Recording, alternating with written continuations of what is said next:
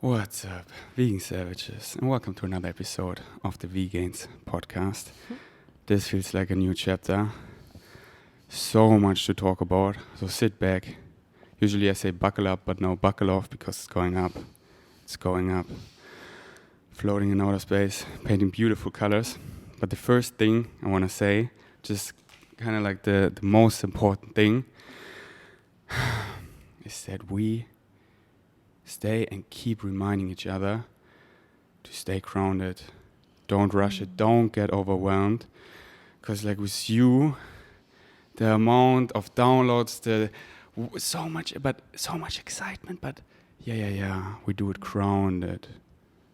And with you, it feels like, the journey is the destination. We arrived, and we enjoy it. And there is no rush.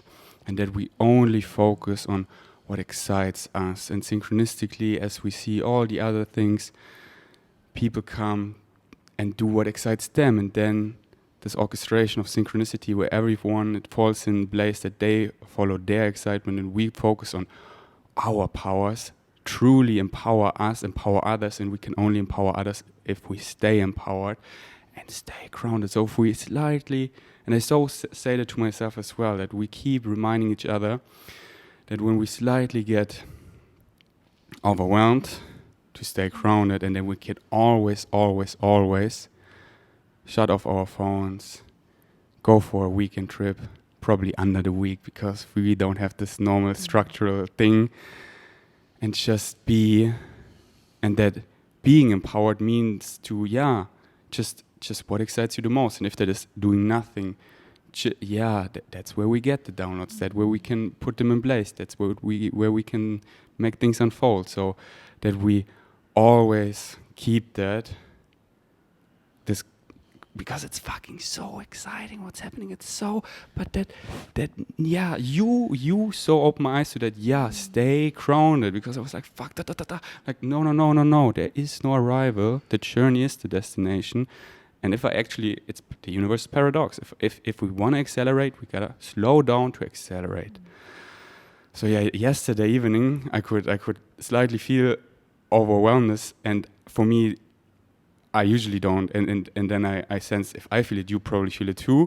And then it's so important that we keep reminding each other to slow down, to accelerate, and let the magic unfold. And there is no fucking rush. No rush. We have arrived. Exactly, yeah. And then we always check in, do we enjoy it right now? And if not, what's the point? Yeah. Together, like this together is so easy to drop in your body and have this feeling of being a rush. Because when I create something myself, sometimes it's like I'm getting somewhere. So do we promise, pinky swear, to keep reminding each other, and that we can always just go do a weekend trip and just be. Yeah, I love that. All right. So I would love to talk about us. Okay.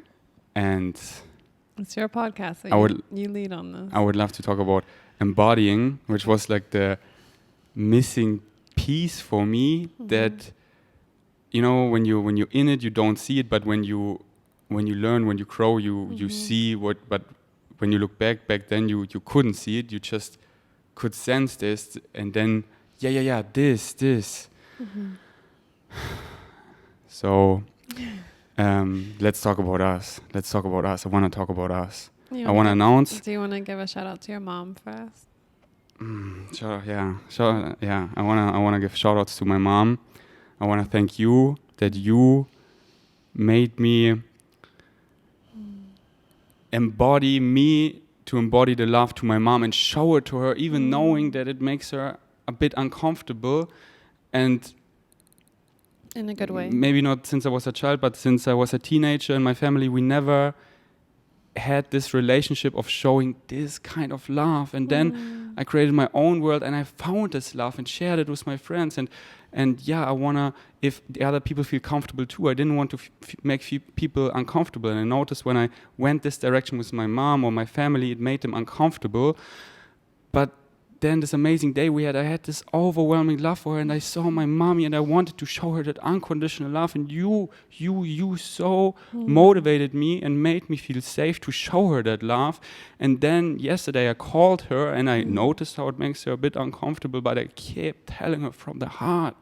And I couldn't, because when you are around, especially when you are naked and hold me in your arms, I cannot not speak from the heart, only from the heart. And I just kept telling her how much I love her. I'm so happy and never want to take her for granted, and that she is the best mom. And I know so many people say that, but I get so many daily reminders of what she does for me, and that this feeling of feeling safe, I can always come home to my mommy, and she takes care of me, and that's her highest excitement. She loves me unconditionally. And telling her that yesterday for the first time on this frequency, and then how was it for her? And then getting her to accept that, and then what she texted back to me, there was a completely new frequency of love, and sharing that with your mommy. So thank you. Fuck. I'm so happy, babe. I want that for you. I want that for me and my mom. I want that for everyone. You have a really good mom, and I have a really good mom. I wanna show us I wanna show her you. I wanna show her us. I wanna show her what we're building here, and I want her to see it, to be part of it. Because thank you. Because seeing you not having a family, like being abandoned, and seeing what I have and taking it for granted. No. This is so nice, and this excites me so to give this feeling to others, like give this to you, that you can feel safe. I want to create it for you.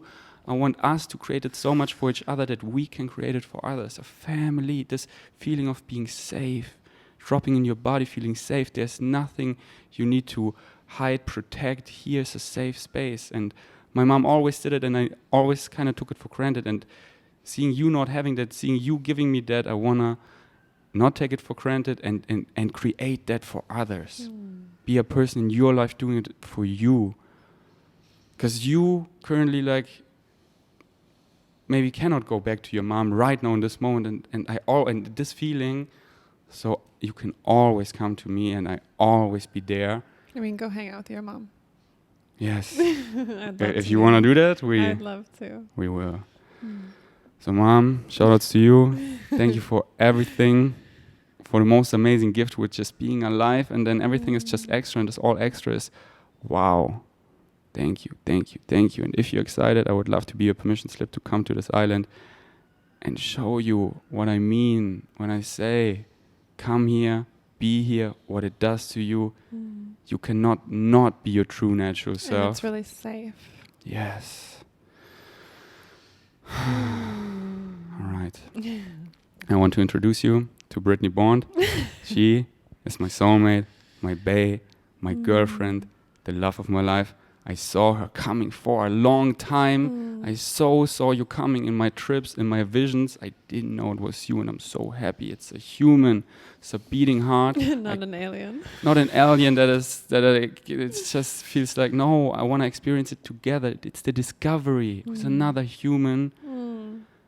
And it all falls into place. It makes so much sense. I know how fucking cheesy this all sounds, but fuck. I love you. I love you too. Ferdinand. And that's why I want to talk about us. I want to always talk about what excites me the most, and you excite me the most right now, so I want to talk. I think love should be celebrated. Yes. And if we can help other people feel inspired and feel safe to allow themselves to receive this kind of love, I'm here for it. Yes. I feel so us showing this true love, inspiring others to, because love, it sounds so cheesy, but love is the fucking answer. It's all creation made out of unconditional love. And so what do you want to talk about? Let's talk about our little falling in love story. It's a funny one. So for all my vegan savages, in most of my German podcasts, I talked about it many times, talking about many trips and dreams, about this green avatar alien girl I was seeing so often, showing me so many things, and that's you, babe.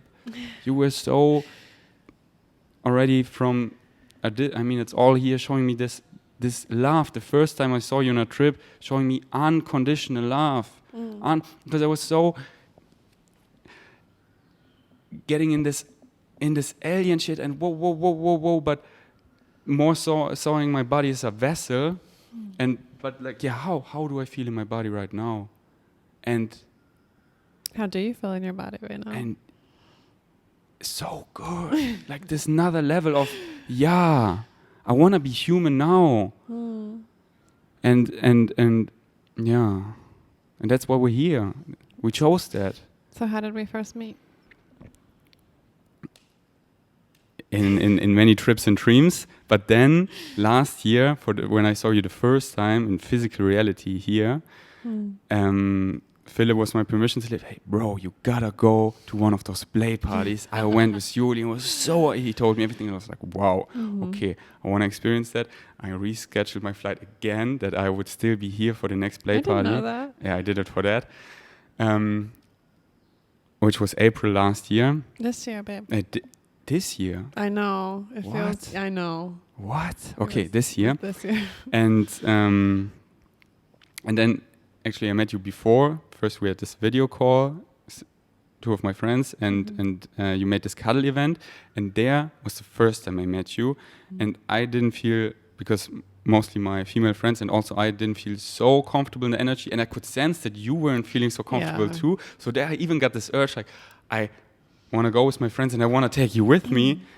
Just so people know, that was my first time doing an event like that, and I didn't screen people as well, and I got even better at that. And it was so good. But it's funny that you could recognize that I didn't even feel comfortable, because there were some guys there I didn't like. My first urge was like, yeah, I take, but then like, take me out of my own event. Yeah, but so good that you experienced that, because when we experience something we don't like so much, we get better at what we want to create, and it's so important to have all these experiences, because what we want to create, creating community, these social things, there's so many things to make it work sustainable long term. You gotta keep in mind, and we're gonna talk a lot about that. And if you already want something, then listen to Brittnee's podcast talking about building tribe, building community. And then, like 2 weeks later or so, a week later, I came for my first play party, and I was a bit intimidated. There's this goddess hosting that. I don't even know if this is something for me.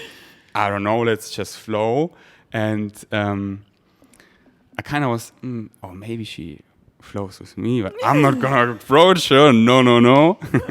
and then I had such an amazing flow, and I was like, yeah, this is so for me. Wow. And this was revolutionary for me. Wow, but it was such a psychedelic experience where it opens up everything. Like, I never saw people making out and really getting into it, and kinky and dirty and not feeling bad watching, but actually realizing, wow, this really turns me on, and wow, I have the excitement, I want to join. So I approach slowly, and I see, wow, it's so consensual, and they want, and then we flow together out of nothing. Like, wow. And it's safe. It's safe, and connecting on that level, like skipping frames. That's usually like, first we do but no, whoa, we feel this connection. I don't even know her name, but I feel the vibe, and not having any structures or things like you do this or that. No, with some people I was just really sensual, and I discovered sensual eating. With some people I just danced, not even having pants, getting a boner, not feeling ashamed for that. First I was like, oh, I have a boner, but then I like, yeah, so what? Yeah. This is the place for it. This is and then getting really kinky with her, and trying new things, and I'm like, wow, I actually really like that. And then just this watching, and friends of mine being here and watching them, and not like this feeling uncomfortable, but then transforming it. Yeah, being in tribe together. Yeah, and also from my friends, how life-changing, revolutionary it was for them. Wow, so it's so stuck in my head. After a couple days after, I did this solo road trip through Austria in a van. I recorded a podcast, which is one of my most listened podcasts, talking about the play party. Of course, not naming names, just my experience in German, yeah. And people there were like, wow, I see so many DMs. I secretly want that so as well. Secretly. And then it's so stuck in my head. And then Berlin, it's like, okay, like the meetups were so nice. People were so cuddling. People were like constantly choking. Can we like? I'm like, okay, I'm gonna make it myself. I can. And then I thought about you a lot. And then, and I asked you for this playlist. The music playlist. And then we got in touch. And then we were like writing back and forth. And then and then let's call. And then we called. And I so fucking felt you so much. And on this phone call, I so wanted to make sure all credits go to you. I copy and pasted your text. It's all inspired by you. Credit go to you. I never get tired of saying, hey, she's the boss in that. I'm so inspired by that. And this is the magic. She got the magic formula. So that's why I kind of copy it in my way. But all credits to you. I was happy that you did. And then I also did it secretly to make you proud. I so wanted to make it successful that I can the next day give you a voice message. It was so amazing. It was so amazing. 45 souls in this beautiful yoga studio. Then recording many podcasts in German with my friends, and they sharing their experience. And it was such a statement because so many people heard of it, and it got them so much thinking of, because they want to get there. But all these things before, okay, let's go back to me, our relationship. I want to get there. Okay, can I come? But I have a partner. I'm like, you can come with your partner. You can we have this introduction round where you can say, I'm here with my partner. We just want to flow together. Beautiful. We want everyone to open. That's why we call it vanilla play party. It's really soft, introducing everyone, normalizing sexuality, and come wherever you are, come as that, and work on that where you are, and there's no better or worse or anything. Come, this is a safe place. Let's create a safe space. And then we kept in touch. And I told you about the flow state retreat. Yeah, you invited me to the flow state. To the open flow state retreat, to the second one. And you actually came, which I was really surprised. I was really surprised. I had just come back from Chiang Mai to Koh Phangan, and I was like in Samui, and we did the phone call, and you told me about it, and my whole body just started vibrating. I was like, okay, I guess I need to go to this. And then I kind of planned my whole Europe trip around it. I wanted to go to Europe already, and it was a permission slip to go right then. And I was really happy I did. I was nervous. How did you feel that I was coming? Kind of scared that you were coming, but then I brushed it all off. You were so different externally than how you're saying right now. I love it. I just need everyone to know this. Say it again. I didn't know that you I could feel that there was like an energy connection between us, but externally you were acting so cool about everything. I was avoiding you, trying to act cool. By avoiding you, by constantly speaking German is like a wall to... Also, just so everyone knows, I was the only one who didn't speak German out of 25 people in this retreat. And they were all like, most of them were your close friends. And then... And why I did that? Because, here's just me rambling. I all these flow state retreats, I got better and better, like how I wanted to do. And I saw... okay, you gotta stay. That's why this intro disclaimer, staying in alignments, focusing on you. If you not do your non-negotiables, be in service all the time, that's not service. That's you destroying yourself. Yeah, take care of yourself. And I got more and more out of alignment. I got so sick. I was so sick. I was so tired, weak. babe. I just wanted to see no one. But I had this in the back of my mind. I'm waking up all these kids. They're so looking up to me. I just want to bring them home safely. And I saw you and I was like, shit, when I open now up to this is gonna completely change my reality. And then I don't know if I can bring home these kids safely. What do you think was gonna happen? That I start, because they were so looking up to me, and I not playing a role, but keeping these kids safe. And then because then, whoa, I want to spend time and I wanted to, because what I do, they do, and and I wanted to provide this nice experience for them that I love, that they have a nice atmosphere to connect and let the magic unfold and watch that. But I know me being a doer, driving the VW, Volkswagen bus, these things too, just anyways. so that's why. Anyway, so you avoided me. Yeah, and I was literally feeling would bad. go in the other room sometimes, and I was like seeing you there, and I like, okay, if I go like this and keep speaking German, and like that we're deep in a discussion, that it seems like then I can avoid her looking in my eyes. Anyone else in that situation would have just like pieced out and just been like, yeah, this guy's a douche. And and then I was feeling bad, but I was like, I looking in your eyes. I could see right through all of it. And looking in your eyes, you could see through all of that, and just And you know why I went there was not necessarily I spend time with you. I know how it is to host retreats, so I knew you were going to be busy. We weren't going to have one-on-one time, but I wanted to observe you with your crew. You know, like I wanted to see. Also, I have dated people where he had a community, and I didn't actually like a lot of those people, and so it was really important for me to come and like see who your close people were. I didn't even do this consciously, but now looking back, I understand why I did it. And I wanted to see how you hosted things.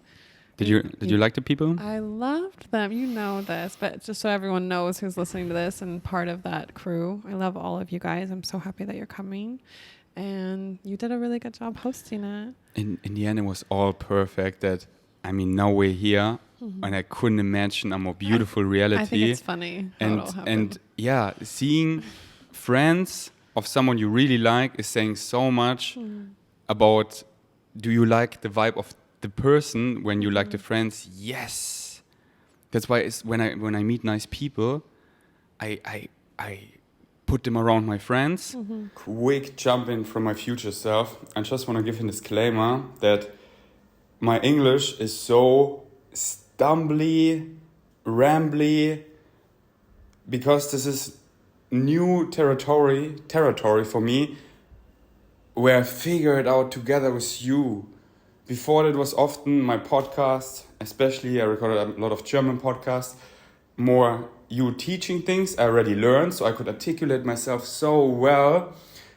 And now it's new uncharted territory, and it's also in English, so it's double challenging. And then also the love of my life in front of me, where when we talk ourselves, I often don't even need to finish the sentence, but now listening back to it, in a podcast I so want to do that you get it, and I so often start sentences but skip words, so I really am super excited to get better at this, and I know I will so fast, so stay tuned.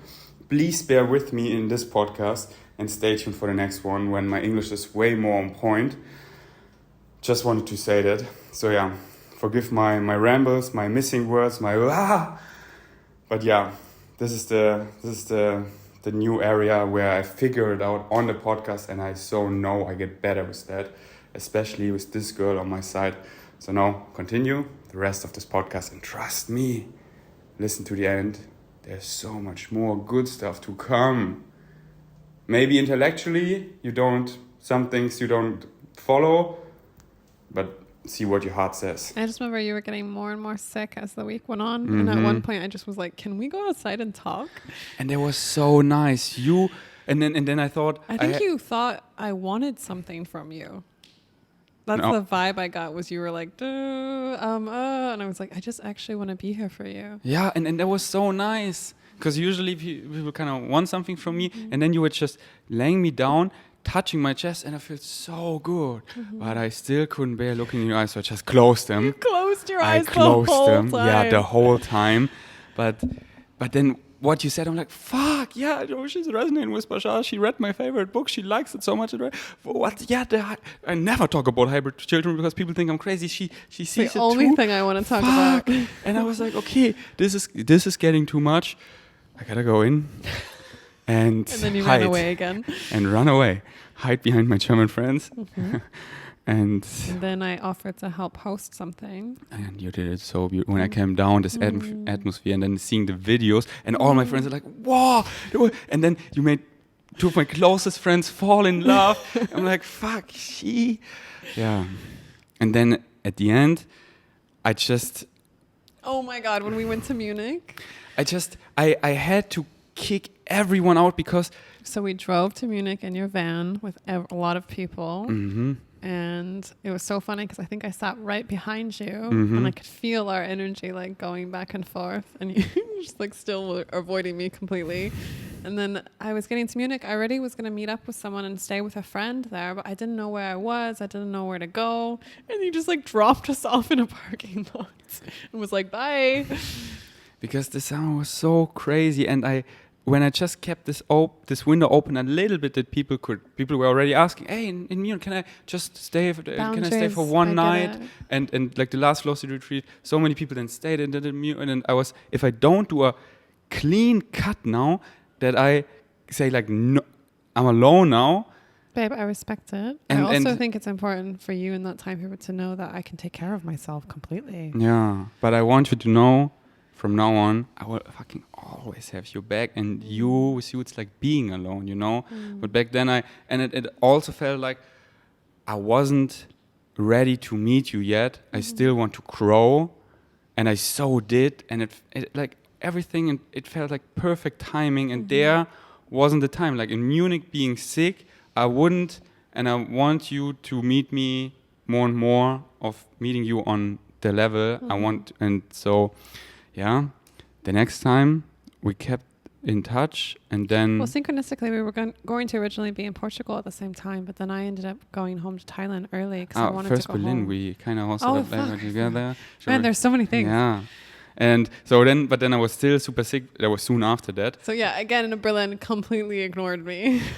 Yeah. And I was, Ferdi, I know I want to get back into alignment, and my higher mind's like, cut everyone out to get back in alignment. And we wanted to host a play party, and I was like, hey, let's do it later. But you were, hey, I'm gonna fly to Portugal. And I was, hey, I'm out. Would you do it? I pay No, you didn't say that. You but just yeah, kind of avoided you said me. it. And then I was like, hey, I just want to check in. Do you want me to lead this? I'm happy to do so. And I was like, yeah, you read my mind again. That's exactly, I should have said it. Please, I just want to pay as a participant to get it off my head, to get healthy, focus on me. To do that, yeah. And then then you also came over. We did a podcast, which was really nice, which you can listen to. But there was still this, Babe, how would you call it? Energy that day, I was like... How would you describe it? I just felt like I wanted to give you a hug. Like you seemed still really sick, but also kind of trying to hide it and act like everything was fine.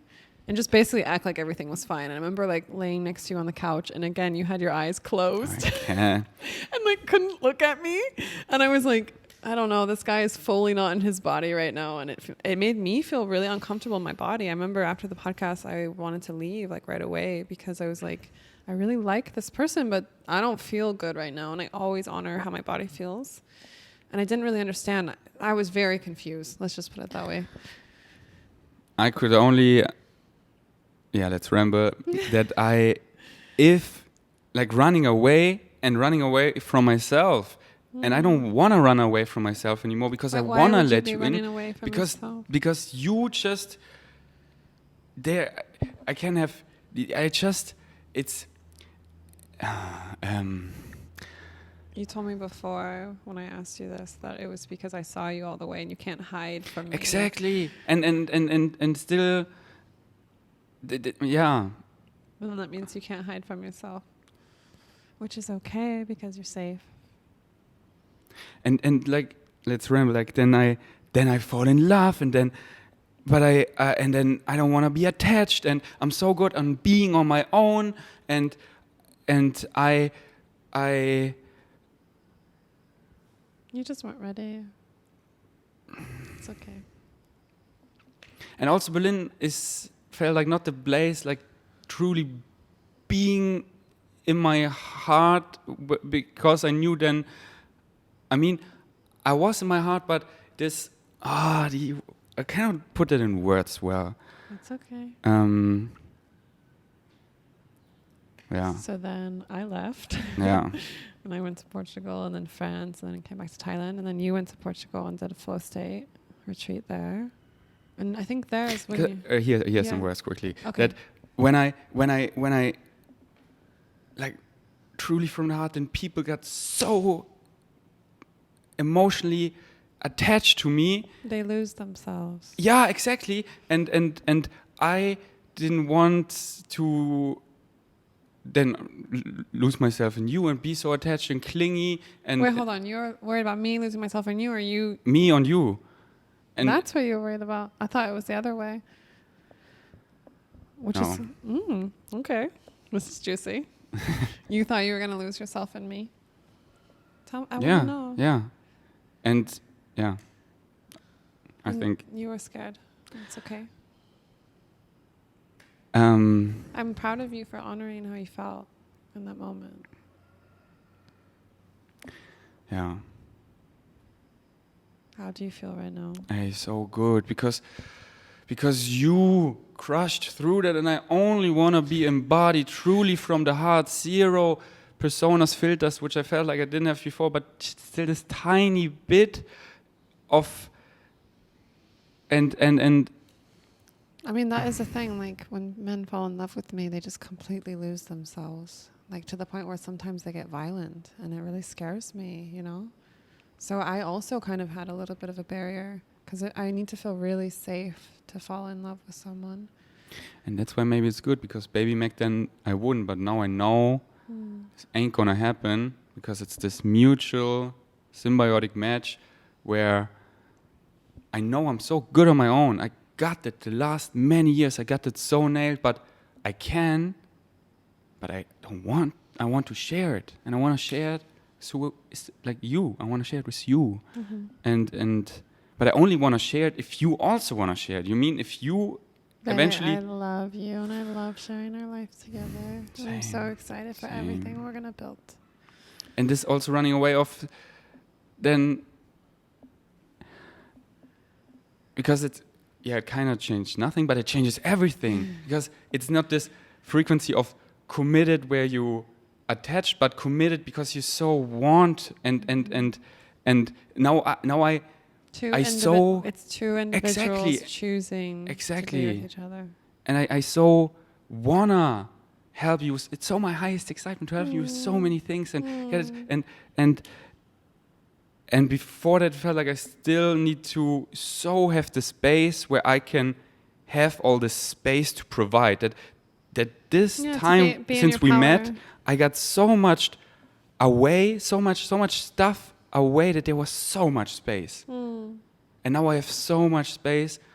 I so love to dedicate helping you, and it still kind of stays that way, because you give me so. It's just words again, but it all falls into peace, into alignment. Flows back and forth. Yeah. And exponentially expands both of our energies. So it was all perfect timing, and then it really got it to this point where we exchanged almost daily. Wait, hold on. I want to say something, and then I want you to hear this. So at this point in the timeline, I was in France with my godparents, and I was missing Thailand so much, and I was about to go back. I already had planned and booked my flights to go back to Portugal to hang out with a good friend of mine who sometimes is like a lover, whatever. I could not get you out of my head.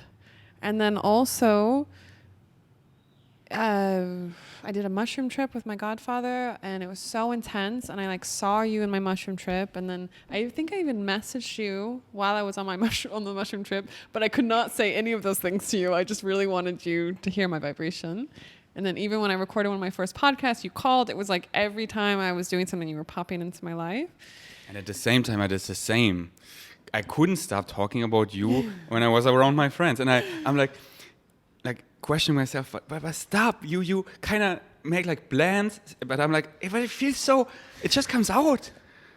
Yeah. And then I have a thing where I want to really feel chosen. I want to feel really chosen and really free in whatever partnership or relationship I'm in. And it's very important for me initially to feel very chosen by the guy that I'm with. And I talked to some of my good mentors, and they were like, do not initiate with him. Just be in your feminine. Let him come to you. If he doesn't come to you, it's very obvious. Sounds like that you guys already know there's a vibe there. And so I just didn't message you for 2 weeks. And I think you were doing the flow state retreat. You were handling things. And then one morning I got this 8-minute long voice message from you.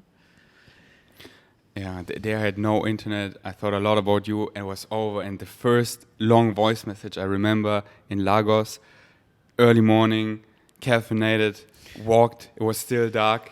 The first message, you, and then the next one, I think 60 minutes long, when all these downloads I got, I want to share it with you, you, this conscious creator special. And then daily, and I was so looking forward to your messages. I listened to them when I felt the most aligned, like after the gym, going for a walk in nature, and then like having a quiet environment to reply. That it's nice to listen as well, because when you're in a noisy environment and you feel like you rush it, I want a nice frequency to come through.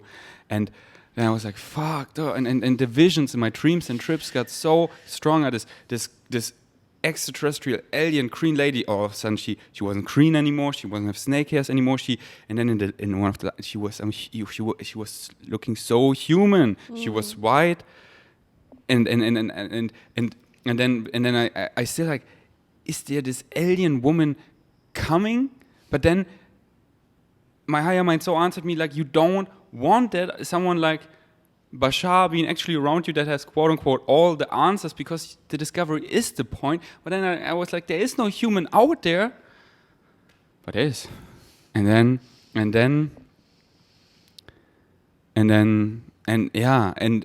I somehow knew, but I didn't fully.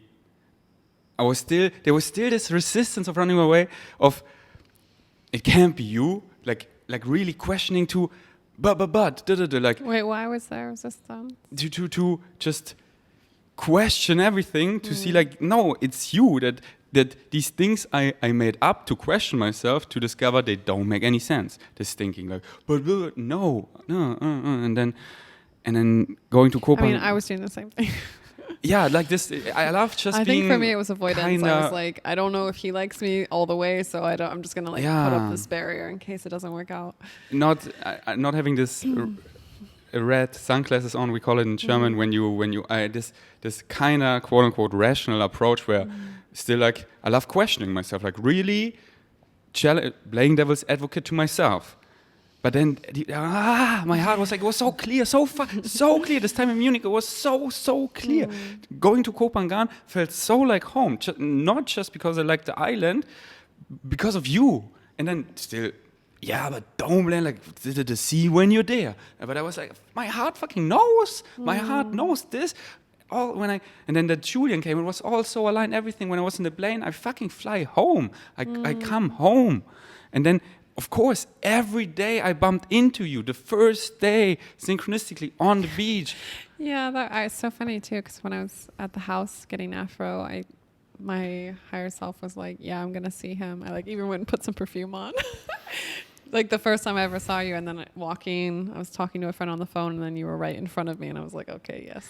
And it was so nice, and I was buzzing. I went to the aesthetic dance, but then I could stop thinking about you, and then like dancing with girls and a bit flirting, I was like in my head, but I rather would be with her. But then like, no, this is but then like my heart was saying it's so clear and obvious. And then synchronistically the next day, I kept like the next day was the play party, and then we kind of avoided each other at the play party. I remember Yale telling me like, so what's going on with you and Faraday? Because it looked like you guys were like completely avoiding. I was like, yeah, I think so too.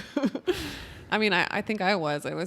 For me, the whole thing was just too much. I did not want to have all of that happen in front of other people. Like, I wanted to save it if it was going to happen. Yeah, because at the play party, it was so nice to play. And for me, this was, quote unquote, not important. Like, it was nice, but not, like, if I get a rejection, I'm like, hey, nice. This is just play.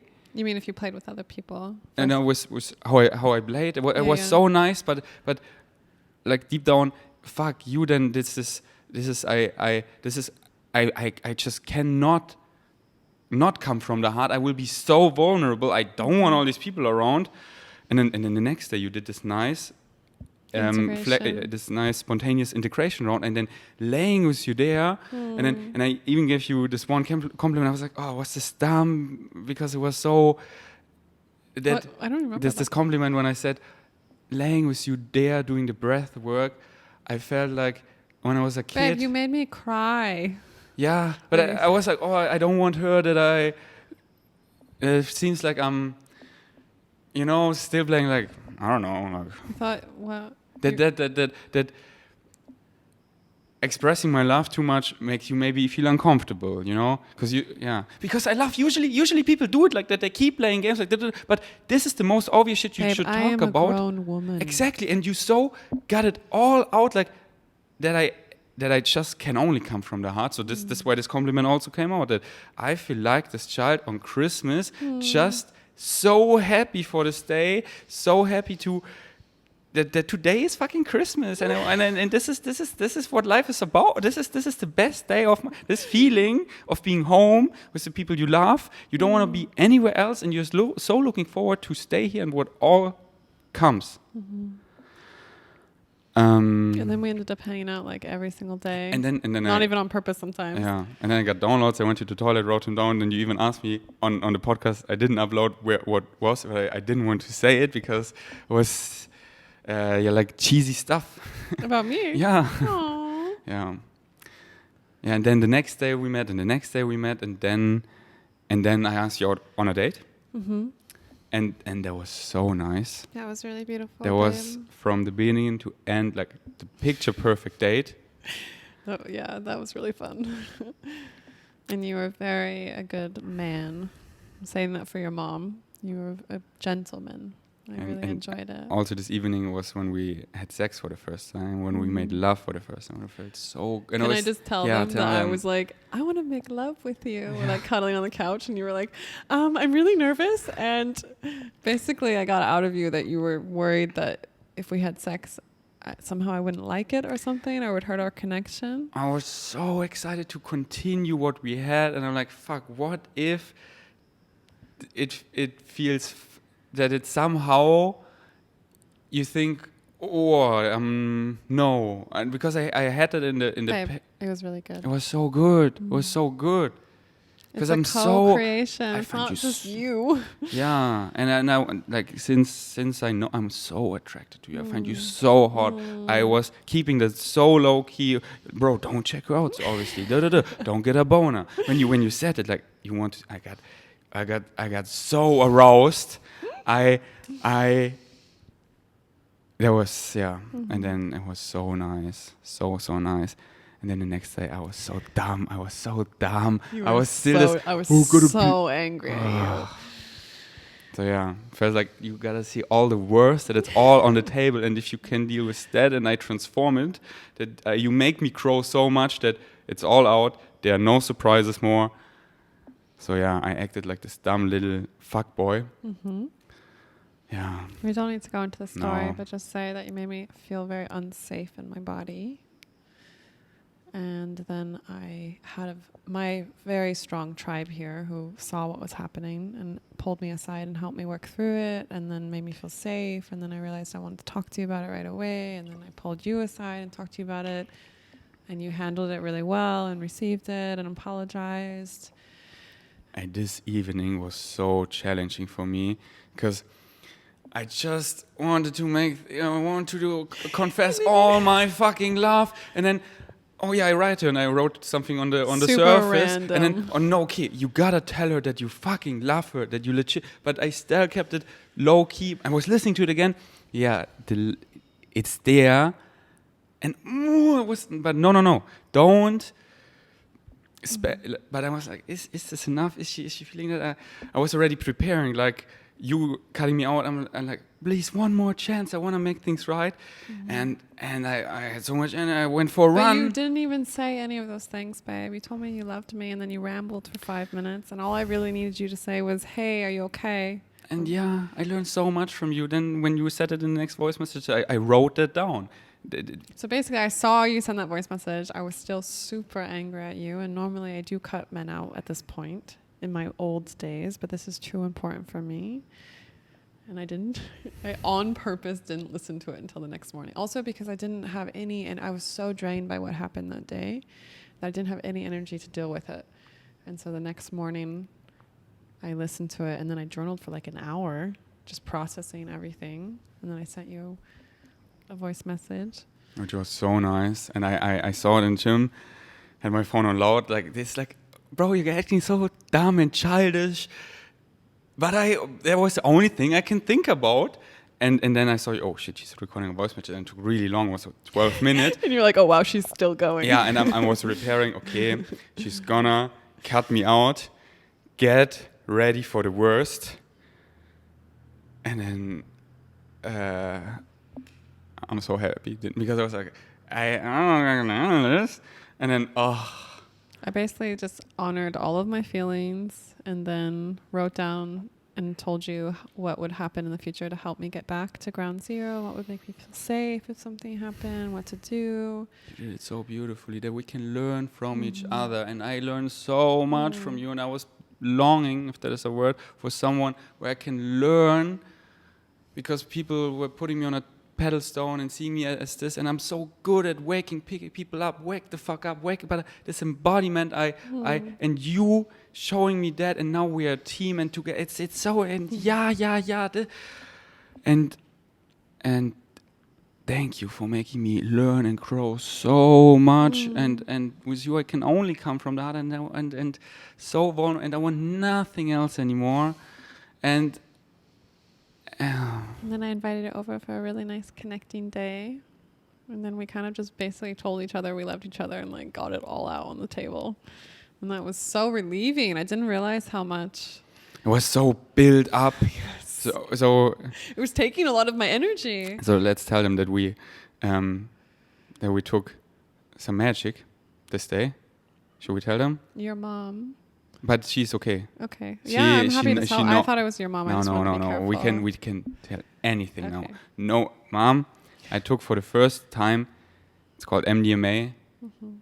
It's just a matter of time until it's legal. It's. They do a MDMA therapy legally in the United States. You sit with a therapist. It's such a so psychedelic beautiful experience where you can only come from the heart for like 5 hours, and I had this kind of feeling of overwhelmness because my heart was so full of love, and then I fucking expressed it all to you. Wait, first off, I said, how are you feeling in your body? We helped ground you, and then we did all of that. Yeah. And then as soon as I spoke it off my heart, I felt so, and then for 11 hours we kept looking at each other's eyes and just talked from the heart, and this will forever be in my top 10 best days of my life, because I'm still so struggling for words to express that. And yeah, we took MDMA, but our frequency, connecting, becoming truly one, no filters, nothing, heart to heart, deeply looking at each other's eyes. And like when we had to pee, we never stopped holding each other's hands. We held each other's hands while we peed. We kept each other reminding to drink something. Basically, MDMA normally lasts for like 4 to 5 hours, and we looked at the clock and it had been almost 12 hours. I don't think it was just the MDMA. No. I think it helped us get to the frequency that we could feel brave enough to say all the things we wanted to say to each other. And we talked about everything on the deepest level. Nothing like, we tiptoe around money or everything on the deepest level. And you, like the things you proposed, like before we started, let's write questions we want to ask to each other. I'm like, And then, so great, yeah. And fuck, that's when I so got that I was in love with you all along, and now I can finally express it. I don't want to run away from myself anymore. I want to express it. I know it's mutual. I cannot deny it anymore. And I can just not be afraid to, I think I need to hold back. I'm showing too much love. I'm making her uncomfortable. I can give it all the love I have. I want you to take up space in my life. I love it. So yeah, it was. So it was so amazing that day that the next day we were like, did that happen? Was that real? And I think I was a little bit nervous. I can speak for myself about whether we were both going to be able to still be on that frequency. And here we are, and it's still happening. It's still happening. And the entire morning when I came out of it, I was questioning everything. Was this just MDMA? My heart immediately, no, that's it. And you fucking stay on that frequency, because that's you, this bond, heart to heart, truly being one. Fuck. And we have to be really brave, you know, and help each other feel really safe to keep it going. I think this is the thing, is people just don't feel safe enough to allow themselves to express it and allow themselves to receive it. And you're so good at creating these safe spaces that one of the first download the next day I got, I wanna do I do it for her? I wanna do it more consciously, that you feel safe, that here is your home. You can just fully be you. You're safe around me. And I want to do that more consciously. Babe, that was everything. You made me feel so good. I think I cry. Basically, I've been crying. I cry a lot, but I've been crying a lot more. And most of it's from happiness because of you. So thank you. And seeing you cry, that was so, I cannot describe it. That was so, the most beautiful, vulnerable, innocent, pure essence itself. And like, there's no filter, there's just this, and she's like feeling so blessed, like she's choosing me, she's like going that deep, like, yeah, let's fuck all these things that come up when you don't go that deep. Then eventually you're gonna, we don't need to talk, and then eventually, boom. No, we open up everything, and then none of these surface shit is gonna pop up, because we stay on that level, and then we talk about it immediately, heart to heart, whatever comes, we're in it together. And yeah, it's challenging, but together it's fun. And when you keep speaking from your heart, as soon as something comes, then it doesn't build up and becomes this thing, and it's heavy. No, it can stay light. Wow, So you've been here for 11 days on the island, and all of this stuff has happened. That's why being savages, I know I'm probably already doing too much commercial, and some people are already mad at me because this island is filling up, because so many. Be careful. I only want the good ones. Yeah, only if you really feel this. Only if you really don't hear no parties and here. It's only if they're ready to meet themselves. Yeah, and here you're gonna it's 5:20 be already. Okay. Oh, what? My timer is. Okay, this is what podcast, happens with us. Yeah. Wait, there's so much more I want to say. We're going to continue this one, okay? Because we're not done here. I want to talk more about embodiment and us. Yeah. I think it's really important. All I have more things I want to say. Okay, we do a cut here. Being savages, we are back. I don't know where we left, but it doesn't matter. We let it go and we continue the flow. And I want to say something that came to me. That's so great that we did this split, because often we talk about things, and then when I listen back, I see how people can get that wrong. I didn't articulate myself well, and I didn't. For one example, when I talked about the play party, I said I flowed with two souls, and I said it wasn't so important for me or something. I just wanted to emphasize how important you are for me, but the way I expressed it was like that they're not important, but it was I honor these two souls so much, and it was so important what we created there, and it was so magical and in a loving way, and I have so much love for these two souls. I just wanted to emphasize how much I love you, and that this dwarfs in comparison, but not in that talking them down. No, not at all. But that I so love and choose you. But at the same time, it was such a beautiful soul, and I honored that experience, and I loved those two souls. So thinking back, I wanted to emphasize how I love you, but thank you, babe. Yeah, I just wanted to. I think they got it. Yeah, was that clear now? Yeah, it's perfect. Okay, and that's why. It's funny that he just messaged.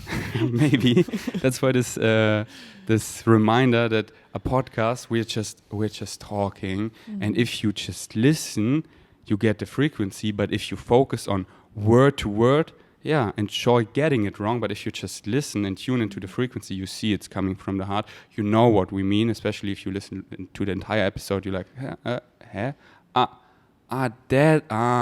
okay, I see. But yeah, freedom is your birthright, so get it as wrong as you want. This was just a reminder. We don't have a script or anything, and we don't want to have any pressure. We just want to be chill, want to speak from the heart. We are human beings having a beating chest. We feel differently every day. Brittnee and I, especially Brittnee, it's a lot right now, so her energy is quite low because we're getting used to each other's energy. There's so much going on. It just doesn't stop, and it's kind of all it's happening, and it's not about to happen. It's happening, Everywhere, Everything, All at Once. Great movie. Okay, I wrote some other things down. Okay, what do you got? Because eventually I want to talk more about us, about embodying, and what you said yesterday after we closed it. Let's talk about free and chosen. I love this phrase, and I want to talk about it. But first, I wrote down what I told you yesterday about me being, that it can come across, and often in the past it did to other people, that I'm super corny and cheesy, but I love being that way. And what I think that many people who feel uncomfortable is because they don't want to show themselves vulnerable from the heart because they're afraid of getting hurt. And I've been there too, where, okay, this is, yeah, she knows so much, I love it, why should I say it again, and da-da-da. And Wait, hold on. So you're saying in a relationship, you would say something nice, and then they would be like, "Oh, you're being cheesy." Is that what you mean? I just want to make yes, sure. and in general, like people who I'm not in a relationship with, when I express my love, like here, I'm expressing my love a lot. You're like, "Oh, this is so cheesy." Like, I think it's coming from them not accepting that because they're afraid of being hurt. They want to protect themselves, but it's so nice to go within and show each other vulnerable. And I so get that so many people do it, because in our day-to-day society we build, it's so based on fear, on walls, on backstabbing people. So you build this big protective wall, because otherwise often you so get fucked over, hurt. But when you find people where you know you can open up and you won't get hurt. And it's safe. Because secretly, I believe all the people love watching these corny movies and get these feelings, and they listen to song and love stories, because love, it hits so hard. That's what it's all about. That's the answer. That's creation itself. That's existence itself. As Bashar likes to say, that's the core vibration frequency of existence itself is unconditional love. That's what we made out of. That's what it all comes back to. And when we watch a movie and it deeply touches us, but then we often are afraid to, I loved watching Twilight. I said I was never so ashamed of it, and people were making fun of me. But I love love, and I'm not ashamed of saying that and expressing that. And I also did in the past, because some people then, I wanted to fit in, and they made me feel back. But then I not did it in a big extent, but to some extent, and I don't want to do it in any extent anymore. And I love now making people uncomfortable when it's about love. Yep, let's do it. Yes. I always tell people that it's not about can we have everything we want. It's, are we going to let it in? Are we allowing ourselves to receive everything we want? And I think a lot of that applies to love as well. Like, people are, sometimes they deny that it's possible to be this much in love, or that we can have this much love going back and forth between even friends and family. But it's because they have a hard time receiving it, you know, or maybe someone made them feel unsafe. And so that's why I always say, like, it's okay, you're safe, you can let it in. And yeah, many people are afraid to receive the love because they don't love themselves, they hate themselves, and I'm not worthy. You want to give me a gift? No, it's okay, I don't, because I'm not worthy, I'm a piece of shit. Most people in the core think they're not enough. And when you find the unconditional love in yourself, you celebrate it, you want to receive it, you know that you're worthy, and you want to spread it. So it always comes back to you. this is why I realize, like, when we do have that unconditional love for ourselves, it's really nice to spread it out to other people. So with my chosen family, every once in a while when I'm feeling it and I have this extra burst of love, I just send all of them a message, just being like, I love you. I don't know what you're doing today, but just, I don't need anything. Just wanted to randomly tell you I love you and you're amazing. Yeah, that's why this morning I was so excited to have this talk with Julian, to get his love expressed. I never get tired of triggering him, challenging him so he can grow, because I see his potential, his full, empowering, embodying potential, and he's so getting there, and I know I'm so his permission slip. I so resonate with him. So he's doing great. He's doing so great, but I never stop, keep triggering and challenging him. And in a nutshell, we were, especially him, was showing his love in a making fun of each other way, kind of being rude to each other, but I know it's coming from love, and he kept making sure that I know that. And I was telling him today, hey, sometimes, I mean, when we're with other people, it doesn't bother me, because often then it's easier for him to, that we're all laugh, but when it's just the two of us, that sometimes it has like this aftertaste where it doesn't feel so good when he uses a lot of rude words in a joking way, that sometimes he can just, say, hey, I Say love nice you. things. Yeah, just say it, because he does, but mostly it's when he's under psychedelics. I'm like, bro, maybe, yeah, but hey, I'm so proud of him. You should have seen him back then. How long it took that he could truly hug me. And now we are so physical. We went for 2 hours to BJJ and sparred for an hour and got and yeah. So since we're about the corny topic, let me tell you some corny stories. Okay. Okay, you ready? Yeah, I'm ready. When I picked up the books, I watched your stories, and you posted your top 5 songs you listened to this year, and I put them all in my liked songs. That's like the playlist I use, because it's so easy. When you swipe to the left, you can heart it. When you can swipe to the left again, they're unhearted. And so I put those all in. Some were already in, so I unhearted them and hearted them again, so they're all in order in, so I can listen to them with, like turning off shuffle. And then on the way here, I listened to most of them, and I'm like, Did you like them? Yeah, but then I questioned myself, because I love these songs, but then do I really love them, or is it just because I'm in love? But then I don't know, but I love them, and that's all what matters. So yeah, I can pretty much confirm that I don't like a lot of your German rap music. Of mine, or the ones that you've shown me. But the one I produce. No, the ones you make I love. But Okay, like some of the ones that we've listened to on the headphones when we're driving. Yeah, but it's, I think, to a big part, to we're driving. Yeah, I think we listen to different songs there. Yeah. But I'm just joking. I think it's also a big part when you don't understand the lyrics. Yeah, I don't understand German. Yeah, just so because knows. many of those, sound-wise, okay. But the words are but good. the words, it's like a mantra, or they're funny, or so. Yeah. Then one story I told you already yesterday, but I didn't tell it on the story on the podcast. When I left this evening, I missed you, and then I remembered you had a YouTube channel, so I typed in your name in YouTube, Brittnee Bond, and watched a video 3 years ago or so where I think you were in South Africa and talking about racism and remote working.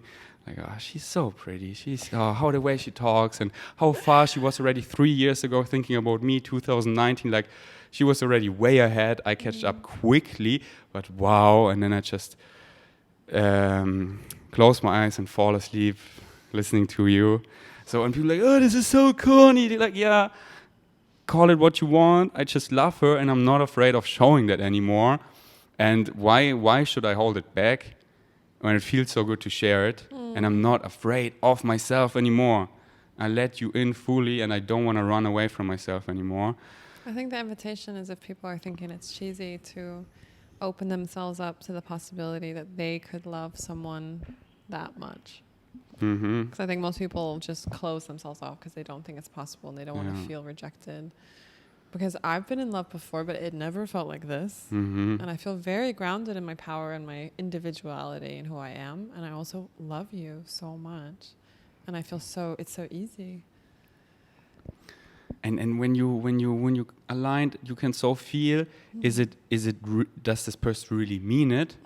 Because it feels ill when someone says something they don't mean, to play a game, to have some other interest, like I just want to have sex with this person, and they give compliments they don't mean.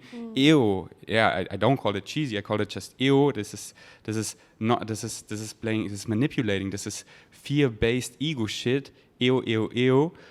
But if you feel it, don't think twice about it. Say it. Say it. You don't know when you see this person again. You don't know how much it means to them, and this is the way to a heavy heart. If you feel love but not express it, and it feels so good, and it can be such a small gesture or a simple compliment. It's not just about your lover, your mother. It's about someone you see, you feel a nice thing. Make a nice gesture. If it's just a wink or a thumbs up, or hey, I really like this tattoo, it reminds me of, oh, I loved it, oh, nice. These small things, and I love doing that. You just amplify him or his day and my day. You just kick more love in the universe. It feels good for everyone, and even if it's just a smile on the scooter and they smile back, so once you get in the habit of doing that, you get that reflections back, and it feels so good that you stay on that frequency, and that's what we all want. We all are looking for love. So do it more, put it out, you get it back, and then you want to keep that because that's what it's all about. So yeah, it's the fucking love. We found it, and we want to share it and amplify it because, yeah, feeling love for you is nice, but sharing it, it's just amplify, and then with more people, and it's just, yes. As Bashar likes to say, people ask him, why do you help us? What do you get?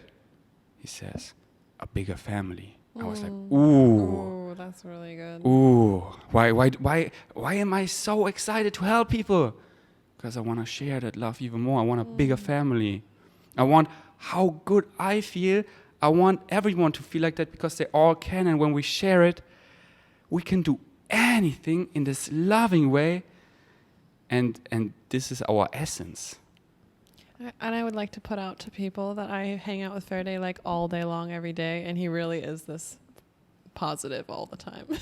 And I love it because I am actually this positive all the time. And then I was just saying today that I was feeling a little tired today, and it's so nice to have someone like me who's reminding me of all the amazing things in our lives and then helping me whenever I need it.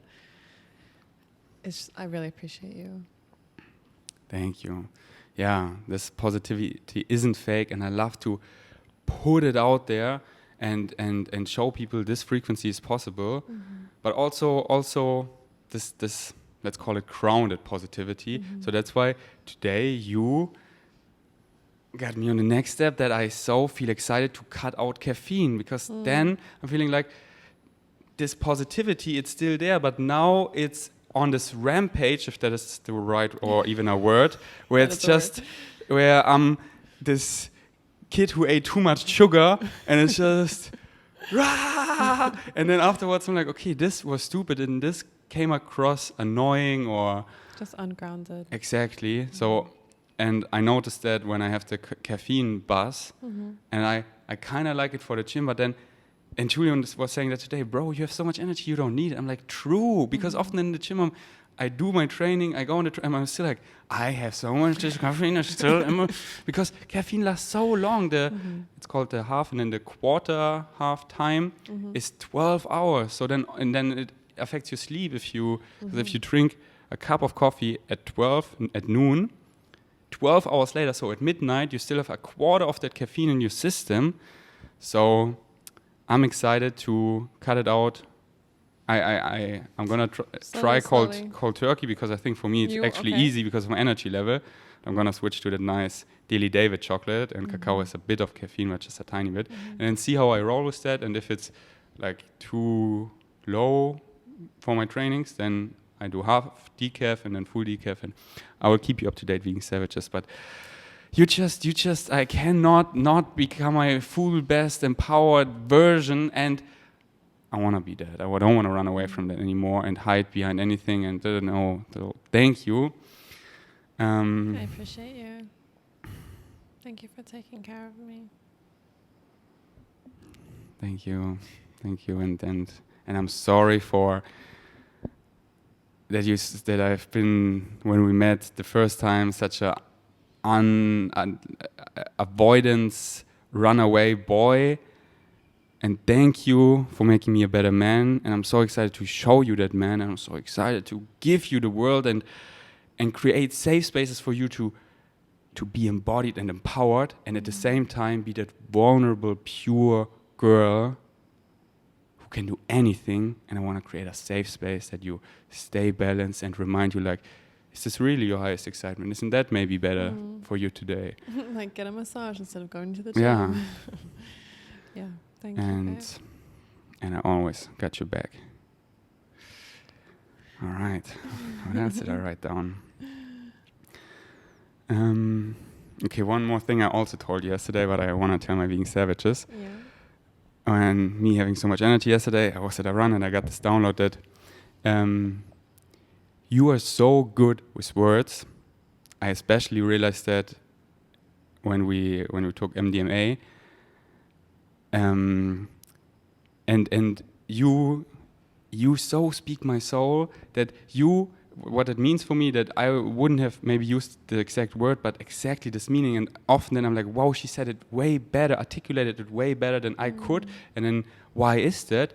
Yes, English is your main language, but that's so not the reason. So many people, English is their main language, but they have such a challenge. I know so many of my close friends, they have this feeling, but they just cannot put it in words. I was like, why is Brittnee so good at putting that in words?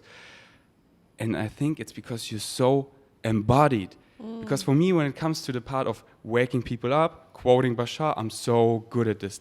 I get such in this channeling state. But when it comes speaking about how do I feel right now? Why was I acting like that? Why did I run away? Remember when we recorded the podcast yesterday, in this podcast, it was really challenging for me to, like in Austria, why was I avoiding you, to put it in words? And I think because you're so embodied, you can articulate it so well, and this is a reflection of how embodied you are, and I want to get better at that and inspire others to become more embodied, and then it gets easier and easier for them to express it as well. Do you think that's... I totally think that's true. I mean, I've studied embodiment. They call it somatic experiencing. So somatic work is anything that's happening in your body. I've studied that for almost 10 years in psychology and trauma awareness. So like all of it is your nervous system, what's happening in your body. And something that I learned to ask my friends is when, instead of saying, how are you, to ask them, what sensations are happening in your body right now? And that might sound super weird, but how often do we actually feel into our body? And it can be like, oh, my neck's kind of kinked here, or this thing. And just giving yourself that space to acknowledge it, a lot of times it already moves through, because all it is stuck energy in your body. And I got so inspired this morning. Julian came. I was like, bro, how do you feel in your body? Oh, I love that. And then like, hey, take a time, tune in. How do you really feel right now? How is it for him? And then he was like, hey, I don't know if I should train today. And then in the gym he was like, okay, I do this easy training, and tomorrow I take a rest day. Yeah, let's keep reminding each other and learn better and better to tune in. And I already over the time got pretty good at it. But you were like the missing piece, and now I want to be so good at it and spread it around, because I can so sense we're all adjusting to each other's frequency. And for example, one occasion today, one person where I usually got really triggered and made kind of feel uncomfortable, I was staying in feeling comfortable. And this was the first time me and this person, we didn't clash, but we shared the love, and it felt good, and we connected. And whoa, I know this person for many years, and this never happened before, and I stayed in the love, and I could so see how she stayed in the love too, and it was so nice. It was like, wow, this was such a loving moment, sharing the love. This felt so good. I only want to come from that place now. Oh, I'm so proud of you, babe. And how did it feel afterwards? Yeah, so good. I'm like, yeah. Then I'm like, just be that easy. Yeah.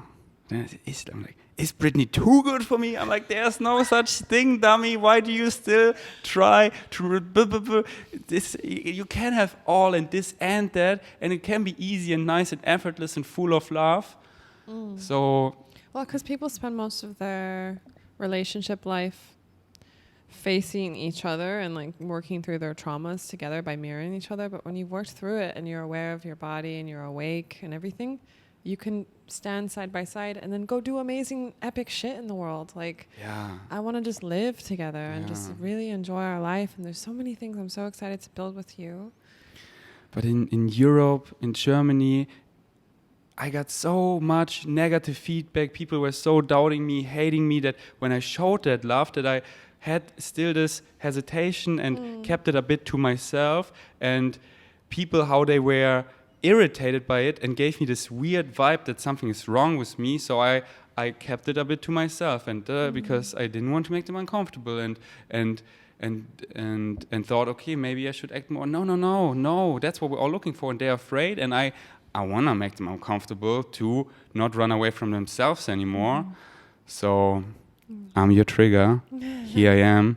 you cannot run away from us, because love is what you always eventually come back to. And it's safe to receive it. Like, Yeah. that's one thing I always say is, as long as it feels good all the way through. People are like, how do I know if it's healthy or not? Is this a good thing for me? I'm like, does it feel good in your body? Is it working for you, you know? And then you can sense. It's not what people say, it's the energy. Is it coming from the heart? Okay, he or she has a hard time articulating him or herself, but you see, it's coming from love. And he or she can articulate so well, but it's coming from fear, it's coming from ego, it's coming from playing games. They say something, but mean something completely, like the intention, the energy, something completely else. How they do, what they actually do is something, tells a completely different story. And always tune in your body. How do you feel? And how do you feel afterwards spending time with this person? You make me feel so light, so free, so easy. You so uplift me. I'm like, yeah. So tune in. We're human beings here. We have feelings. We're having a beating heart. And we can so sense the bullshit. And yeah, tune in. And you get so quickly better at that. Yeah, one thing I've always felt, especially within my community here on Koh Phangan, is finding the people where it feels really good in my body to be around them. And this is maybe, I don't know if we said this on the podcast yesterday, but the way that I figured that out within my tribe is, am I equally excited to hang out with this person alone versus if I had them at one of my events? And then I picked these people one by one. And then I fucking fiercely love these people. Like, at any moment, if they need me, I will stop what I'm doing and like at least give them a little bit of space, or let them know, hey, I can't talk right now, but I'm going to call you back later. And just for me, that's what moving the energy back and forth in a way that feels really good. And then it amplifies between all of us. And then we all feel more powerful. And what if we had a whole world like this? It's happening, baby. It's happening. And then we become part of the interstellar alliance, and the family just keeps expanding. But yeah, what you said right now is so gold, so I want to repeat it, because I did so many social things, and there the energy was nice, but something was off. And then, yes, some people, I just don't want to spend time with them alone. And that's why, yeah, when you invite people, think about all the people you want to have there. Do you like hanging with those people alone? Or do you just bring them because they maybe have a status, or you get something out of them, or you want to do them a favor, or you think they might be good together, even though no, they should all. And then when this counts for everyone, you know? And that's only what I want. That I want to be with Jenny alone, but Julian is equally wants to be with Jenny alone as well, and Jenny wants to be with Julian equally, and she with me. So it's this dynamic, and I saw this magic more and more, and when this happened, I'm like, why was this so out of this world? This trip, and this was nice, but there was this, and then this mood was kind of, yeah. Do I want to chill with all these people alone? Like, really? Do I look forward to that? And same for the others. And so often it is that way, because when you're on the same frequency, people you really like, I really like. And then it's just like, yes. And you don't have to have a reason why you don't want to hang out with them. Just listen to your body. If it's not a fuck yes, it's okay to still have them in your outer community, but you don't need to hang out with them all the time. And also, I like hanging out with him or her, but we don't do it so often. I have some people I love them when we're one-on-one. It's great, but I don't chill with them really often because I just have really other excitements than they do. And then I see it, and when we're in a group, it's so nice because I love those people, but we don't necessarily chill so often alone. So this can also be, that's just, I love you, and it's great if you're around, but I just love going to the gym, and she doesn't like it at all. And basically, we just have too many people we love. This is where I'm at. Like, I have so many friends that I love, and I just don't have enough time in the day, plus all the projects. And I love hanging out with you, and I love hanging out with Afro, and I love hanging out by myself. That's why flow state. It's always periodic, and then not feeling bad, and then this total orchestration of synchronicity that we love hanging out, and while we hang out, other people we love, they hang out, and that's perfect. All right, I want to talk about Okay. how you phrased it, and I love that, and I keep spreading that. I explained it to 2 souls today in the gym, being free and chosen, or being chosen and free. How do you prefer saying it? Doesn't matter. Whatever resonates with you. It's the same. So would you want to explain? Yes. So I got married when I was 18, and I was a virgin when I got married. And I was married for 6 years to someone I didn't actually want to be with. And so from a very young age, I went through what a lot of people wait their whole lives for. Like at least a lot of women, like, I want to get married and be chosen. And I was very chosen by my family and my cult and my ex-husband. But I didn't feel like I wanted to be there. I didn't feel free. I felt like I was in prison. So for me, the idea, so then after that, I was a lot of years in very continuous monogamous relationships, and it just kept going and going and going. And then on this island on Koh Phangan a couple of years ago, I just had this point where I was like, I need to be free. I don't know what that's like, but I am not dating anyone. And then I hung out by myself for the first time, and I actually figured out who I was, and I really fell in love with myself. And then I was like, wow, I really love myself. Like if someone is with me and I'm dating them, then they better be like just as good or better. Like they better be like fucking making my life amazing. And then I started dating people, and I was like, okay, this is part of me. My sexuality is part of me. I feel that connecting with other people I don't think in today's world, my opinion, at least for me, I can speak for, is that I love connecting with people. And I don't think that having a soulmate means that you need to be monogamous for the rest of your life. I don't think it has to be this or that, because eventually we're going to meet someone that we also have a connection with. And for me, having sex with someone, if it's a mutual thing and everyone feels really good about it and the energy is really pure, is a deeper way to get to know someone and to connect with them and have them in my tribe. And if it's something that can be empowering for everyone, then that's what I want. And I tried really hard, like all the different parts of being open and like polyamorous and all these things. And what I came to now is I want to be with someone where I can feel free and chosen at the same time. Like we are both individuals in union with ourselves, and we choose every single day to be in union with each other.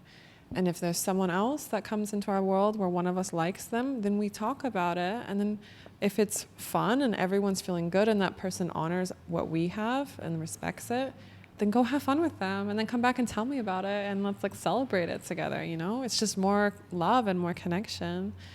So like what you were talking about avoiding me in Europe and all this stuff, and a lot of people, especially men, go through what they call Peter Pan phase, where they want to be so free that they're running around the whole world and they don't want to be like locked down, because, you know, the world is like, okay, it's either that, like either free or you're chosen, which means monogamous, which means this cookie cutter life of like 2.5 kids, a white picket fence, and a mortgage, you know? And that's so old paradigm. I'm like, everyone already knows that doesn't exist, but no one is brave enough.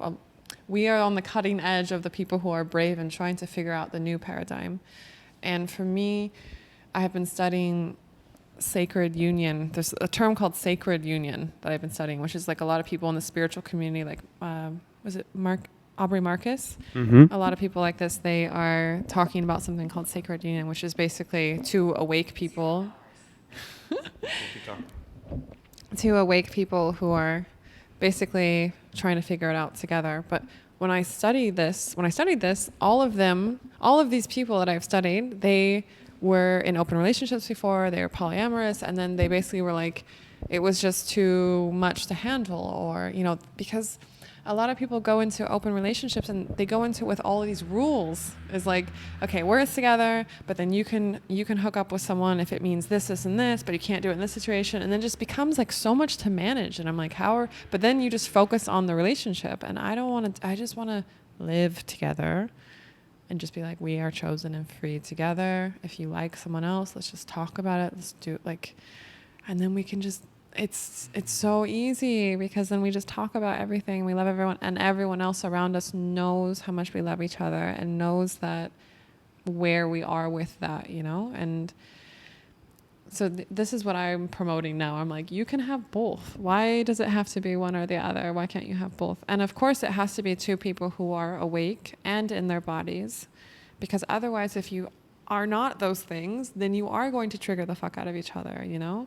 And then maybe it's time to just take a break from the relationship and go work on yourselves. Yeah. You speak my soul so beautifully. Like what you said. Yes, I cannot add anything. I mean, I could, but I can just now kind of like repeat it in using different words, and that's so great. And it resonates even more with people when they hear it from both sides. But yes, yes, yes. As Pasha likes to say, no, this, not this or that, this and that. Yeah. And we see so that this or that often doesn't lead to a fulfilling life long term. That people go so crazy, but then they long for this. I want this bay I can come home to, and then they find someone, they're falling in love, and then it's so nice, and then they have this bay, they settle, and then I feel bad. Oh, I have these tiny butterflies, I gotta kill them. No, these butterflies are so beautiful, and you can have it both. You can have these nice sparks, like whoa, and come home to your bay and talk to her about it, and then share the love. It's all based on love. So why would you restrict the most sacred, the most amazing thing? What all of this is made out of love. Let's share it and amplify it. I love you, and I love you so much. And if you get those butterflies, you feel feelings for those. I'm like, I want to celebrate it. I feel more love because I want you to feel love. And thinking that one person can fulfill all the excitements of the other persons, all the needs, it's an illusion. And it's so great that we are not having all the same excitements. You have some things you're so into. I think I can get excited about it, but currently, like human design, I'm not so excited about it, and that's no problem. And then you have people they're as equally as excited about it, and you can go to them. I'm like, no, we're in a relationship. No, I got this love because, that is always coming back to a lack of self-love and negative ego. Oh, you're mine, blah, blah, blah. I can only fuck her, ew, and lack of self-love. Oh, I don't love myself, so there's this hole, and you fill it, so you better stay there, otherwise I'm not complete. But if you love yourself unconditionally, I want to see you fly. I want to see you fly. But we're so excited to spend time with each other because we're so fucking soulmates. So you are my bae. I want to come home to you, and I want to share the love. I don't want to keep our magic to ourselves. I want to share it with you together, not playing games, not behind backs. No. This feels so not aligned. I wanna do it as a team. Expand, and we just go deeper in the core, and we take everyone deeper. And as a team, I said the same you said, just using different words. I want to be home bases for each other. Yeah, you know? That's what I said today. You became my home. The last days, I said kind of nothing changed, but everything changed, and everything changed because all of a sudden, and I so prepared for that, and now it all comes together that I was creating so much space, cut out so many things, and then I kind of thought, boy, I have so much time. Should I get on this new project or that new project? And I was like, there's something coming, and now you are my new project. You are my home. I'm so excited to give you the world, to quote unquote conquer it together, but spreading this love and showing that this is possible, because I was keep telling people, hey, I'm not just out there living this freedom, but you can have both. But then they're like, Ferdi, show me one of those girls that stays. I'm like, we're still great friends, but they didn't stay because I want to see them fly, and we were not soulmates. But I'm like, it is possible, and now we can show them. We can fucking show them. And maybe you're still saying, and you could so easily say that, and I so can understand, you just met, you're so full of love, in 2 weeks you're gonna cry. Just watch us. But we didn't just meet. We've known each other for a year. We've been buzzing around each other for a year. I saw you coming for such a long time. I mean, and in the 3D reality, we've known each other. Let all the people just sit back and watch. And we want. I want to say one more thing, because I think I already can sense what people are thinking about this is, that's great. But then a lot of times the idea of someone that you love, like soulmates, being with someone else, like a lot of times people can't even imagine that. Like, how can they love me and then want to go sleep with these other people? And what I realized, I read a lot. This is something I was jokingly tell him. It's like I'm always reading anything I can find around anything non-monogamous types of relationships I have read. And one thing that they talk about is everyone has a connection to source energy, which is your higher mind, wherever you're getting your downloads and your energy from and your love from the universe. And what happens is when people are in a relationship, they start replacing their connection to source energy with the other person. And then for a while, there's this love bubble of a honeymoon phase where they're like, yes, yes, yes. And they're kind of amplifying each other. And they're like, and then people are like, wow, they're so in love. But then after a while, if you do not replace that with your connection to your higher mind and your own individuality and loving yourself, then you start draining each other. And this is what you see after 3 months. The dopamine stops happening in your brain, and then suddenly you wake up one day and you're irritated by everything of the other person, and it's because you lost yourself in the other person. And you and I have talked about this a lot, about how like we're very hesitant to fall in love because we individually have had this happen where people just lose themselves in us, you know, because we have very strong senses of selves and we love ourselves very much, and other people are trying to replace their lack of self-love and have us fill them up.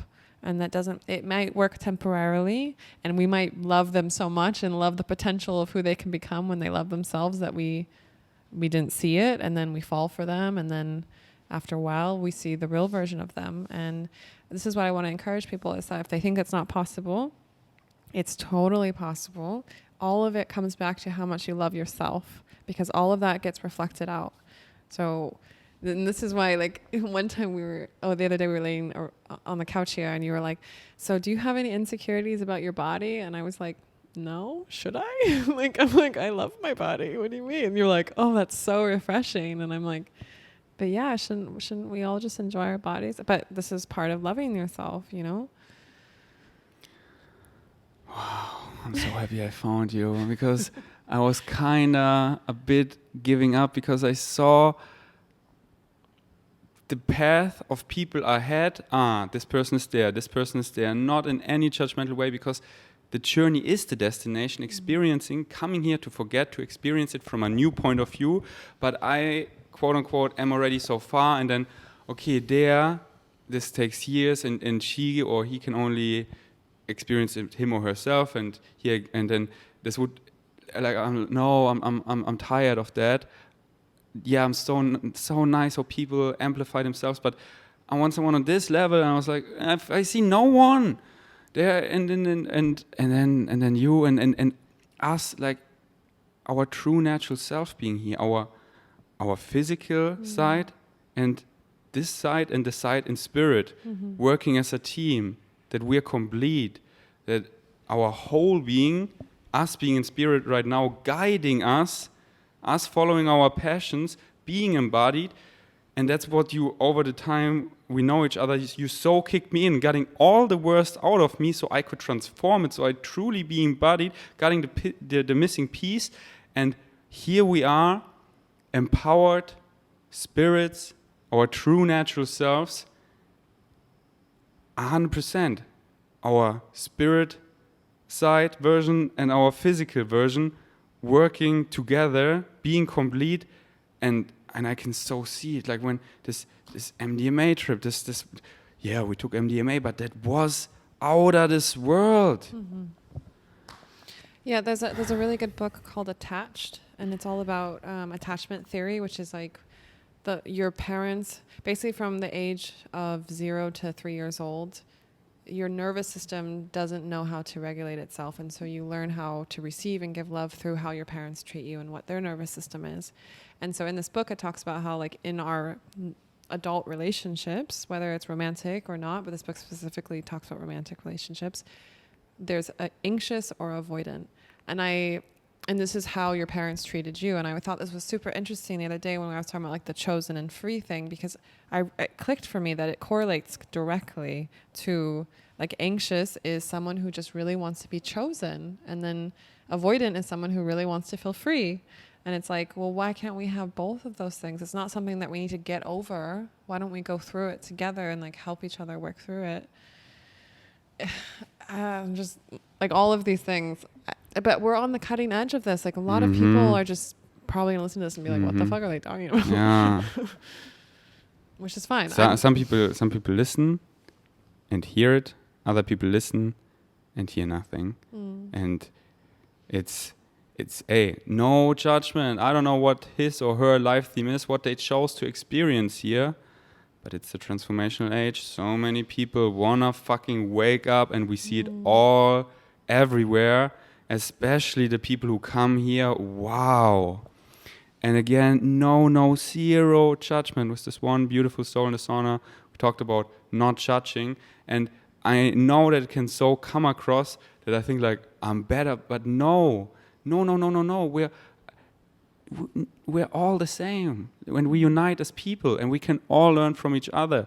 But the life theme you and me chose, we fucking had to grow in a short amount of time. You big part growing up in a cult, me big part almost dying, having this long hospital period, that we just had the fuck to grow in a short amount of time, and then can be symbol for others. If we can do it, they can do it. And that's what we have chosen to experience here. And other people have chosen something else and something similar, or and it's as equal. It's no judgment whatsoever, no matter where you are on the journey. Looking back, the Ferdi was 5 years old, was 20 years old, was 16 years old. No less or better or worse or anything. Just the journey is the destination. And no matter where you are on the journey, it's beautiful, and it's so nice to have things where you're new to it. That's what I love, finding things. That's why I want to do things like get a motorcycle license. Not so much that I want to drive one. I want to suck at something, have my first lesson, and experience it, getting better at it. It's so nice. It's so nice to enjoy the journey and have this feeling of this feels productive. I'm getting better, and no judgment whatsoever. This frequency of judging just so resonates not with me. It just so not allows me where I want to be, where I can be me, and I want to be me. When I'm in a judging state, it doesn't allow me where I can be, and I want to be myself. So I so let it, and it's so freeing. I used to, and so how can people eat all these animals? So and it's so freeing when I'm like, hey, if I would be this person, have all these experiences, this life theme, would think like he or she, I would do exactly the same. And I can so see where they're coming from the core. I can see through that shit, and the best thing I can do is focus on me, lead by example, and show them that this frequency is also possible. And now us combining, shining, being symbol for others, yes. And while, hey, we're all gonna come home. We're here in physical reality, we're dreaming right now, we're all in spirit. The biggest portion of ourselves is in spirit, and just a portion of us is dreaming to be here, but we're still there, in spirit, dreaming this right now, and we're all gonna come home. And whatever it all fucking doesn't matter. So it's all coming back to you. You give it all purpose. So what do you wanna give purpose? I don't wanna give all these meat eaters. No, I make peace with that. We're all gonna come home. I look in your eyes, I see an indestructible soul. I look in this animal eyes, I see an indestructible soul. We're all coming home. I focus on me. What do I want to give purpose to? Our that's the biggest thing I want to give purpose right now. I don't have to, there's no purpose in it. We decide, it's all coming back to us. And yeah, my love language, empowering people, that it's you, that it's be inspired by us and get that it's you. And then you can only heal yourself. And yeah, now as a team, nothing is impossible. That's why I love when we're together. It's like we have arrived. We have arrived, and it's so fun because that's what it's all about. So often when I was creating something myself, I was like, but no, we arrived. I know. I love how after we told each other we liked each other, we were like, actually, all these things we did for each other this summer just to inspire the other we were inspired by the other person. Because for so much of my life, I was doing so many things that were so new, and everyone was just like, what the fuck is she doing? Like, it wasn't like even encouragement. It was just like, who is this girl? What is she doing? And then I finally found someone who understands what I'm doing and can cheer me on. And that was so amazing. It's so activating for me. I'm so excited to be in this timeline here and now, and so excited not knowing what's around the corner, but discovering it together with you. And I'm just so excited for everything to come. Me too. And as I said in the beginning yesterday of the podcast, let's keep each other reminding to stay grounded, to rather go one gear slower than faster. Because paradoxically, when we slow down, we accelerate. So yeah. And it's more fun. Yeah. And for example, this podcast, it's so grounding, it's so nice, it's so slow, but at the same time so accelerating, so productive, because thousands of people listen to that and fucking get it. So yeah, we keep this frequency, and not just talking about us, but everyone who's listening right now, chill the fuck down. Compass needle towards excitement and slow down to accelerate. Yeah, and I just want to encourage everyone to be really brave in their lives. Like growing up in a cult, I was very chosen by my family, my cult. They all wanted me to be there, but I felt like I was in prison. And for me, the hardest thing that I ever had to do was to walk away from my family and my community and everything. But I was choosing myself and my freedom. And I just remember being like, I just really need to be brave, because I need to do what is good for me and what feels good in my body. And that's what I've done the whole way through, like all these 9 years since I've left. And it just keeps getting better and better. And then now we're like pinching ourselves, like, can it really be this good? Eventually, I want to make a movie out of your growing up in a cult, or a series. And then where it's so... Basically just watch Handmaid's Tale. Yeah, but we make it fresher, in a faster pace, where it really catches you, and so many takeaways. Mm-hmm. But Handmaid's Tale is already really great. Mm-hmm. All right. Mm-hmm. So is it now... gonna be a really long one again? No. This is... Yeah, true. Big shout out. Listen to Brittnee's podcast. Oh, thank It's you. called Brittnee Bond. I got her inspired to start, and she did, and she just got started, and it's already on like, wow, you just got started, and I think it's 4 or 5 episodes. I think it's 4. They're so pure gold. Most of my friends have listened to all of them already, so there are not many out there. Catch up to them, listen to all of them. But disclaimer, you will get under Brittnee's spell, and then you cannot run away from yourself anymore. You're gonna feel that true love more and more, but trust me, that's what we all want. That's what you're looking for. So you can just close most of your books, most of your things. You're like, this is gonna heal me. This is a fucking great permission slip. Listen to her podcast and stay tuned. Currently it's on Spotify. I'm going to bring it to YouTube as well. So I'm going to link her YouTube and Spotify down below.